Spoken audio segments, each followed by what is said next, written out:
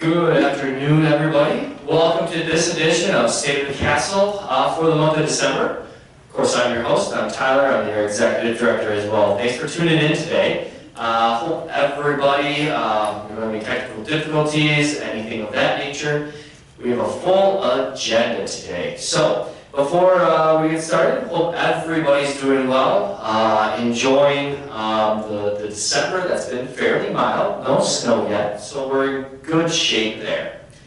All right, without further ado, we're going to go ahead and get started, and Teresa Jenkins will be the first one to go. Teresa.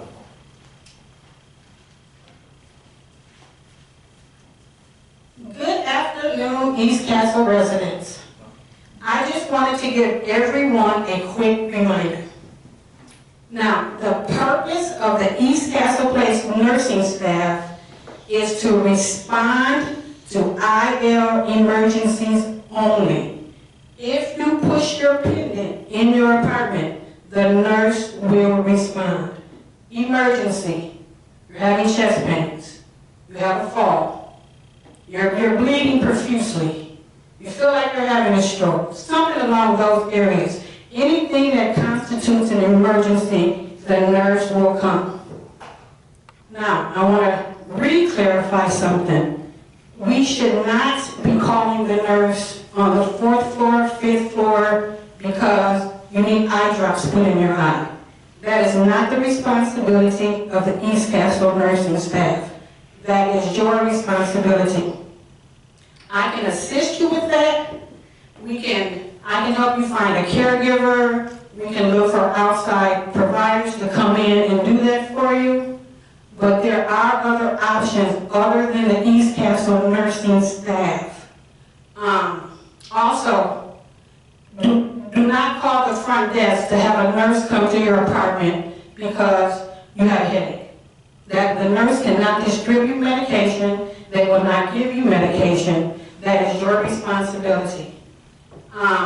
As also, if you go out to the doctor and the doctor says, okay, go home, change this dressing 3 days a week, that is not the responsibility of East Castle Nursing Department. That is your responsibility to find somebody, preferably from an outside resource that I can assist you with, to come in and do that service for you.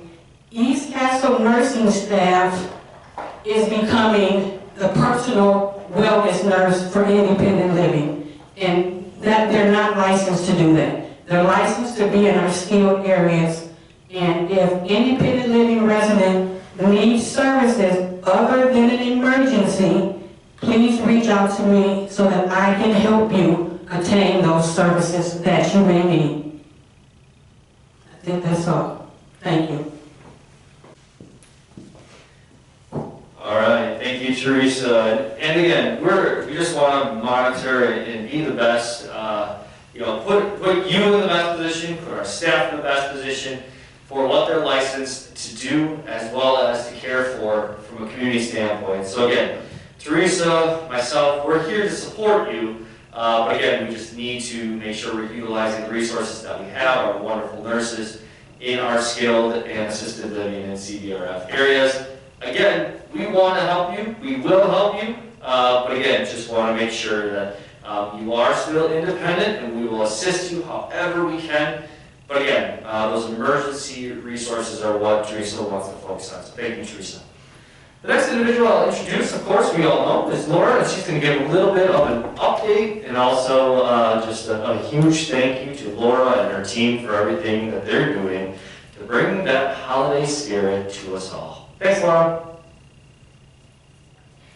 Thanks so much, Tyler. Good afternoon, everyone. I hope you're enjoying your holiday season. I wanted to give you a couple updates and then talk a little bit about some stuff coming up. So, first of all, we had more than 50 orders for the holiday gift catalog. That's our new catalog this year, and thank you so much for supporting that. We had a lot of orders for pickles, and we were glad to be able to take care of that for you. Just so you know, we will have bottles of wine available still, and we do have some of those lovely scarves if you'd like to purchase those as well. I wanted to let you know too that I'm glad I heard some wonderful things about the holiday happy hours that we've enjoyed this month, including the extra eggnog and the spice cider, and a thank you to our department directors that helped us with those holiday happy hours door to door. We will be continuing happy hours, of course, into January with some new drink possibilities. We've had some suggestions from many of you, so thank you for that. Also, I've had some nice suggestions for our January programming, which is coming up. So we look forward to celebrating the new year with you, and I wish you a blessed holiday season. Thank you. Back to you, Tyler. All right, thank you, Laura. The next individual up is Mike Grieber, our Director of Philanthropy. Mike, there you go. Thank you, Tyler. I just have a couple of things to talk to you about. First of all, you all know that we just completed the Employee Appreciation Fund. I want to thank each and every one of you personally for your support of that effort. Even though employees like myself do not benefit from it, it really helps the employees at East Castle Place that need it. And I want to make sure that you know that I, and in fact all the management team, are extremely grateful to you. I'd also like to thank in particular your resident council and its primary representative on the Employee Appreciation Fund, Barb Hill, who was also ably assisted by another member of your resident council, Marion Fraley. You probably know from the updates that Barbara and Marion were sending out to you that we achieved a new high in collections this year. And as a result of that, we also achieved a new high in the employee holiday bonuses that those collections funded. I'm extremely impressed with the effort of all of you. And once again, I'd like to thank everybody. There also, I'd like to remind you, there was an anonymous donor who provided gift cards for door prizes that you all got to participate in if you contributed to the Employee Appreciation Fund. I didn't see the notice that Barb sent out to all of you as a wrap-up, so I'll just let you know just in case it wasn't covered. 3 winners of those door prizes, the Churches, Fran Hunter, and Kelvin Schrader were the winners of those door prizes. So congratulations to them, and obviously being a winner of a door prize, it means that they contributed to the Employee Appreciation Fund. So thank you very much about that as well. It also is time for me to remind you that the Employee Appreciation Fund has actually 2 ways that you can contribute. One of which is the way that most of you chose to do so just now. Wait till the fund actually starts in October or November and contribute in a lump sum. You do have another way of doing it as well, though, one that might make it easier for you and not become such a big hit all at one time.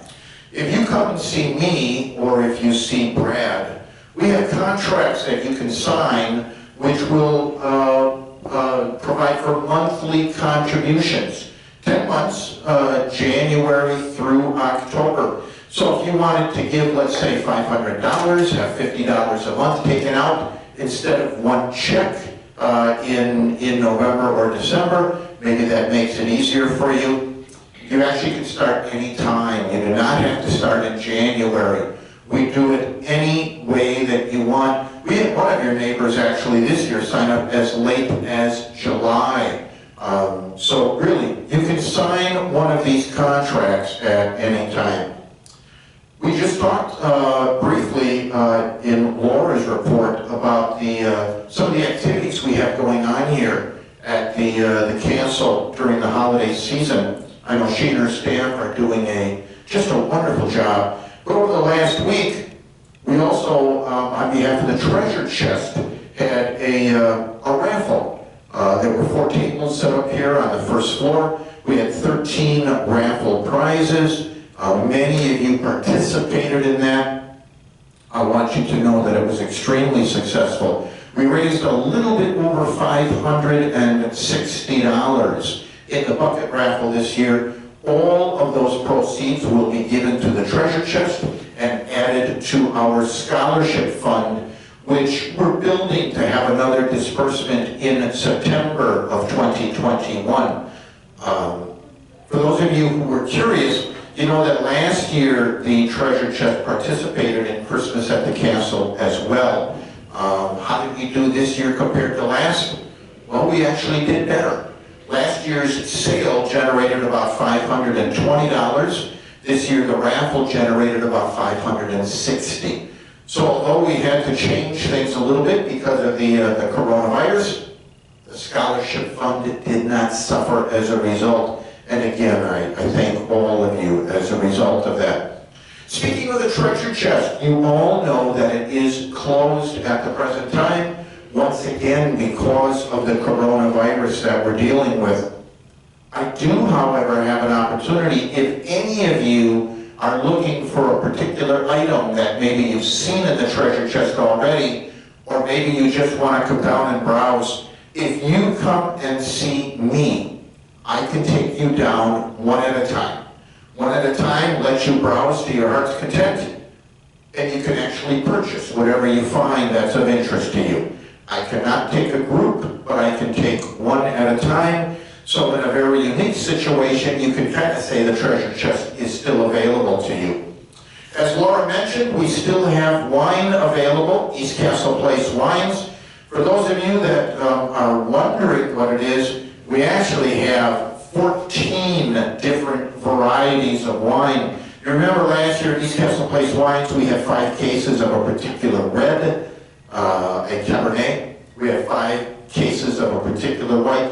That is not the case this year. We have 14 different varieties, as few as 2 bottles of an Aussie Shiraz, which is a dry red, called A Taste of Sydney. We have as many as 12 bottles of a white wine with a medium body called Big Dog Brutus. We also have names that you're more familiar with: White Zinfandel, Sauvignon Blanc, Cabernet, Pinot Noir. So really, come and see me. We have many different varieties, $20 a bottle. These come to us from Vines to Cellar in Port Washington. Just a wonderful, wonderful winery, and we're very grateful for their assistance this year. I'm sure most of you are starting to get coronavirus fatigue. I want you to know that we believe that we'll be able to do some social activities in the coming year, and hopefully you can start looking forward to them. In September, we already have the 10th of September reserved on the Edelweiss. We'll be taking an evening cruise on the Milwaukee River. We've arranged for John Gerda to be our host for the evening. He'll give us a little bit of a narrative on the historic sites that we see as we cruise up and down the river. We'll also be out in the harbor for a while. That'll be a 2-hour cruise. Again, that is September 10th. I encourage you all, don't let this fatigue get to you. Start thinking about the future. Good things are going to be happening soon. We also have what we had hoped would be an annual tailgate party for the Milwaukee Brewers. You know, we canceled it in 2020 because of the coronavirus. We're looking at 2 dates right now. We're working with the Brewers, trying to get the best tickets available, either August 8th or August 22nd. Both of those are Sunday afternoons, a 1:10 game. One of those 2 games, we're going to have a block of 80 tickets, and hopefully you'll be able to join us for that. So those are a couple of the things happening in philanthropy right now. If you have any questions, I encourage you to get in touch with me at your convenience. But until I see you again, I wish you all a very, very happy holiday season, and I hope that you really get to enjoy it in a peaceful, safe, and restful way. Now, here's Tyler again. All right, thank you, Mike. Thank you for all you do for supporting the residents and our generosity of all Mike said it, and I want to make sure I reiterate it, but on behalf of all the staff, your generosity is humbling, it's extremely generous, and again, just an absolute joy to see. So thank you for that. The next individual up is Lindsay Migout, and she's going to give us an update regarding COVID-19 as it relates to the health center and our staff. Thank you, Tyler, for that warm introduction. For this edition of State of the Castle, from a COVID-19 update within the health center, currently we do have 3 residents in our COVID-19 unit. Last time I spoke to you all, and up until last week, we had 0 positives for a good 3.5 weeks, which is fantastic news and the progress we like to see. For the positivity rate that still is around in Milwaukee County, around that 13% on this day, December 16th. We continue to test our health center residents, our CBRF, and our water tower residents twice a week, as well as the staff members that care for those individuals in order to get the best picture of who is positive in this moment and who is not, and obviously on a symptomatic basis. This is a regulatory requirement that has been put forth by the CDC and CMS, Centers for Medicare and Medicaid Services, that we are required to maintain. We continue to do our contact tracing if someone does come up positive, and contact those individuals, encourage them to isolate or come in for a COVID-19 test. Starting this Friday, actually, the 18th, we will be going to a contracted company that will be completing our COVID-19 test free of charge, just running it through insurance cards based on the federal opportunities that these companies are given through grant funding. We look forward to getting our employees who have been so diligently for the past 6 months, 4 months, 4 to 6 months, doing these twice a week testing and taking away from their general job duties as East Castle Place employees. And we look forward to seeing how we can expand the testing opportunities to best meet East Castle Place's needs, and ensuring that we have the best picture of who's positive, asymptomatic or symptomatic within the castle. And that is all I have. Thanks, Tyler. All right, thank you, Lindsay, and thank you for your efforts as well as the team's efforts regarding COVID-19. The next individual up is Carlos Matos, and he actually has a resident question, comment, as well as any other food and beverage updates that he may share. So Carlos, take it away.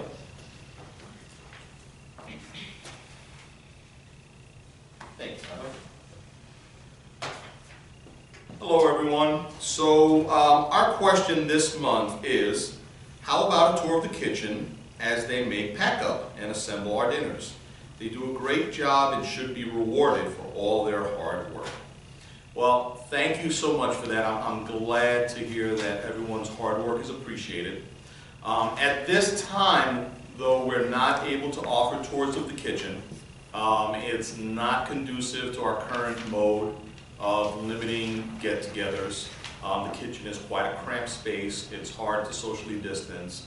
As well, because of how we're doing service currently, there are some potential trip and fall hazards that make it an unsafe environment.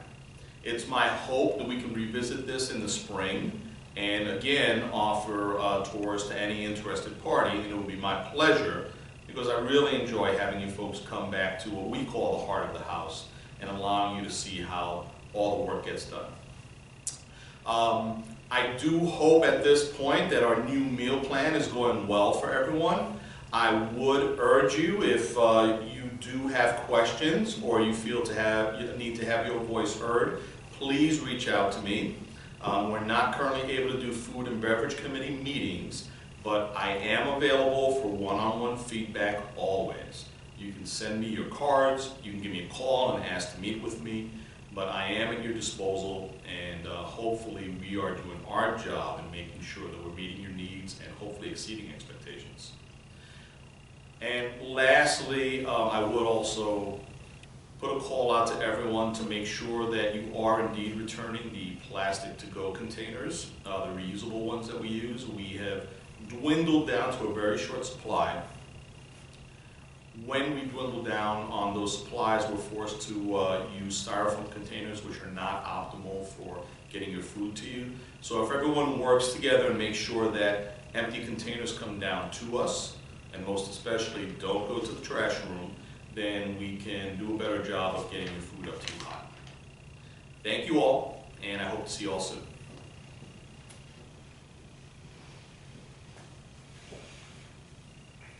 All right, thank you, Carlos.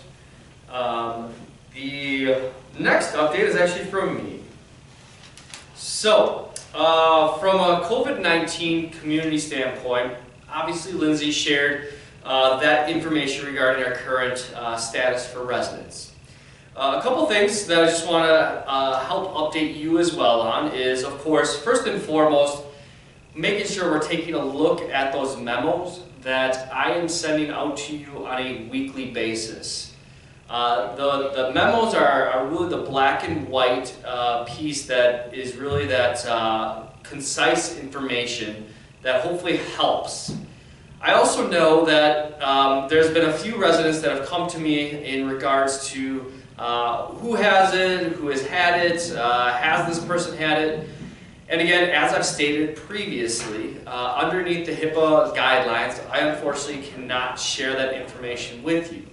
However, I want to assure you that it is still our process that in the event that someone were to come in close direct contact with somebody that had COVID-19, even if it's one of your fellow independent living residents, you would have been notified and you would be in the isolated and testing protocols.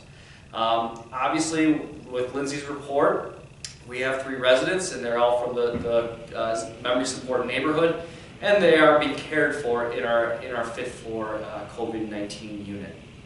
So again, as you have questions, please know my office is available for you. I am available to answer questions, but at the same time, I do have some limitations in the information I'm able to share. However, I will share as much with you and put your mind to ease as best I can. Also, there's been obviously some great news regarding the vaccine. The first vaccine was administered, I believe, on Monday in Wisconsin to a respiratory therapist in Madison. Quite a historic event. And obviously, what does that mean for East Castle Place, our staff, and our residents? So, as I believe I mentioned last week, and what will be again in the memo this week, will be the update on the vaccine. Currently, we know that Pfizer has been the selected vaccine for Wisconsin. We know East Castle Place is partnering with CVS Pharmacy when the vaccine becomes available, and CVS selects the dates for the clinic to happen here on site at East Castle Place. What I cannot tell you is if you in independent living are going to be able to receive the vaccine. In the same breath, I don't know if for those that are not in the direct line of caring for those residents in COVID-19, meaning our regulated areas in skilled nursing, are going to be able to get it either. And so we're really at the discretion of the state as well as the allocation of vaccines that we have for East Castle Place with our partner CVS. I can tell you we've requested more than enough for the campus. However, again, I want to reiterate that discretion is solely at the state and federal level. I, unfortunately, cannot say that Mrs. Smith really wants a vaccine. I want to make sure I get Mrs. Smith a vaccine and Mrs. Smith will receive a vaccine. As much power as maybe I think I may have at times, I promise you, I do not have that. I do not have that influence. And so again, as soon as I have the information, I assure you, you will see that communication in a memo format, as well as most likely a short video on channel 955. I know that this is top of mind for us. I know that many of you or some of you are anticipating this. And I too am anticipating this and I'm excited about it. I just don't have that information at this time. But I assure you, it's nothing that I want to hold on to. But at the same time, I don't want to give false hope. I don't want to give false information about when and how the vaccine will be administered, as well as the who. So, I want to remain as transparent as possible in my communication with you. That is my task, and that is my goal. So again, if you have questions regarding that, please let me know. As I know more, I will share that with you. But again, that's currently what we know so far. Again, it will not be mandatory for staff. Actually, the federal government said we cannot make it mandatory due to the newness of the vaccine, although it has been obviously approved and vetted by the FDA, and the Moderna vaccine as well, I assume will be as well. But again, that's something that our staff would be highly encouraged to do. I've had staff members say, I'm excited for it, I'm looking forward to it. Again, the protocols that we have in place, the masks, the PPE, the restrictions we have are not going away just because we have the vaccine and we have staff members and residents that get vaccinated. Again, we know it's a two-step process. We also know it doesn't make you 100% immune from getting COVID-19, and that's why we have to stay vigilant in all of our protocols and practices during this time. So again, I know that's a lot of information. Again, more of this will be spelled out for you in the weekly memos, and look forward to those usually every Thursday afternoon. The next question is really a comment from one of your fellow neighbors saying there should be no political signs displayed in public viewing. There is or was one in the window. Can we please see if that can be removed? So again, I'm going to point you back to the resident handbook that you all have, and on page 11, underneath the balcony and exterior facing section of the resident handbook, it does state specifically in there that appropriate furniture has to be displayed, as well as, I believe, the appropriate, appropriateness for the exterior of the building. Political signs, unfortunately, due to the community that East Castle Place is, those political signs are not going to be allowed, and they should not have been allowed. And so if you do have a political sign up currently in your window that faces the exterior of the building, I ask that you remove that. And again, it's not because I don't support whatever view that you share. It's not that I don't want you to, show that support for that voice. It's truly because we are in a communal setting. Although it is your home, we do represent East Castle Place as a whole. And so that's why at this time I'm going to, again, same thing that I've had conversations with residents that have the flags and things of that nature over the balcony. Although I fully support you in that venture, I also need to make sure we maintain a consistent, professional, and exterior beauty that we have of East Castle Place. So again, if you have questions about that, if you have questions regarding that, please let me know. Happy to field those questions and respond. But again, it is in your resident handbook. That's what I have for you today. I do want to wish everybody a wonderful holiday season. I do know it looks different this year. Personally, I know it looks different for my family as well, as it does for you. Again, I appreciate Laura and her team, and again, more so all the residents that have made East Castle Place so beautiful, embraced so much of that holiday spirit and cheer. Again, I'm very, very blessed for everything that everybody is doing, including all of our residents and staff. So with that, I want to wish you a wonderful holiday season. I thank you for tuning in today to get caught up on the state of the castle. And if, as always, you have any questions or concerns, or saying, Tyler, that didn't make sense, please let me know. I'm here to answer and clear any of that up for you. So with that, hope everybody does well, take care, and we'll see you next time.